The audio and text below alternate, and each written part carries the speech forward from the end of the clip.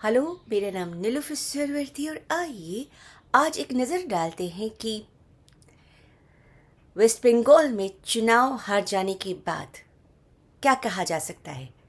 ममता बनर्जी कितनी मुश्किल में है, उनका आगे अब क्या होगा, कोई सियासत में फ्यूचर है या नहीं।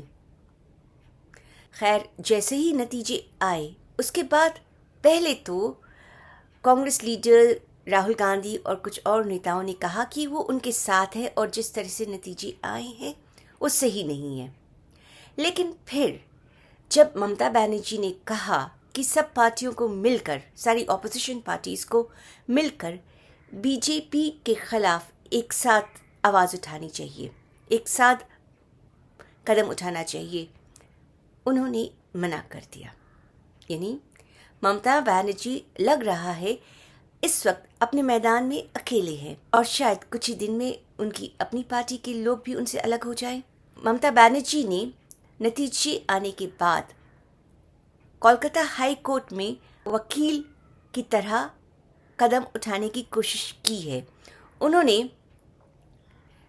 जो वेस्ट बंगाल में हंगामा हुआ नतीजे आने के बाद उसके खिलाफ आवाज़ उठानी चाहिए है, लेकिन यहाँ पे भी उनकी आवाज़ थोड़ी मध्यम पड़ गई। सवाल उठाए गए हैं कि क्या उन्हें अधिकार है बतौर वकील अदालत में पेश होने का। अब है या नहीं, अभी इसके बारे में कुछ कहा नहीं गया है, लेकिन हाँ, जहाँ जहाँ वो कदम उठाने की कोशिश कर रही हैं वहाँ पे उनके सामने रुकावटें आ रही हैं। आगे क्या होगा कुछ नहीं कहा जा सकता। अपने पिछले पॉलिटिकल करियर में, यानी वेस्ट बंगाल का मुख्यमंत्री बनने से पहले ममता बनर्जी 2 दफ़ा रेलवे मिनिस्टर रह चुकी हैं। पहली दफ़ा जब अटल बिहारी वाजपेयी प्रधानमंत्री थे तब, ये है 1999 की बात। लेकिन 1 साल में उन्होंने उनका गठबंधन छोड़ दिया। 3 साल में फिर वो वापस आई तो उन्हें दोबारा कैबिनेट पद दे दिया गया, लेकिन फौरन कोई पोर्टफोलियो नहीं दिया गया। कुछ महीनों बाद यानी जनवरी 2004 में उन्हें कोल मिनिस्टर बनाया गया। फिर उन्होंने उन्हीं की गठबंधन के साथ, यानी बीजेपी की गठबंधन के साथ पार्लियामेंट्री इलेक्शंस 2004 में लड़े। वो लोग हार गए। फिर वो खामोश हो गई। जब कांग्रेस की सरकार, कांग्रेस की गठबंधन ने हुकूमत संभाली, 2004 में वो जीते, फिर 2009 में दोबारा जीते।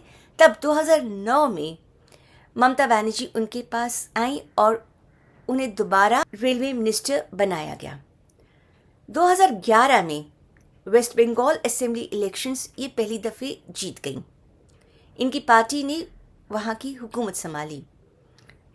तब से अब तक, यानी 2026 तक बीजेपी से जब तक वो हार नहीं गई, ये पद उन्होंने संभाल रखा था 3 दफ़े चुनाव जीतकर, 2011, 2016 और 2021। 2026 बीजेपी बाजी मार गई। तो अब आगे क्या होगा, इनकी पार्टी मजबूत रहेगी या नहीं, ये तब तय होगा अगर अगले पार्लियामेंट्री इलेक्शंस में ममता बनर्जी अपनी पार्टी को मजबूत बनाए रख पाती हैं या नहीं, और उस वक्त उनकी पार्टी चुनाव में कितने मेंबर्स लाती है। इस वक्त इनके 28 मेंबर्स हैं लोकसभा में और 13 राज्यसभा में। कितने इनके साथ बंधे रहते हैं, कितने नहीं, ये भी अभी कुछ नहीं कहा जा सकता।